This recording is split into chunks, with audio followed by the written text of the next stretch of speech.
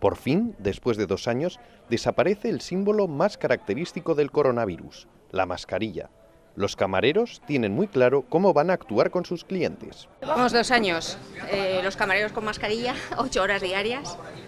Los clientes entran por la puerta, se quitan la mascarilla, con lo cual yo creo que ahora los camareros ya es hora de que nos quitemos la mascarilla. Y es que resulta muy ilusionante dejar atrás esta situación. Yo creo que ya deberíamos de pasar página y volver un poco ya a la realidad y seguir con nuestra vida. Incluso los clientes cautos apuestan por su retirada. Yo me la he quitado, pero sí que es verdad que te queda todavía esa cosa en la cabeza diciendo ¿pasará algo, no pasará algo? ¿Pasará o cogerá y tendremos algún problema? Sin embargo, lejos de los bares, parece haber más confrontación y se siguen viendo muchas mascarillas en otros lugares. Hay manipulación de alimentos donde estamos en contacto con gente, como es el supermercado, son los transportes públicos o los centros de salud.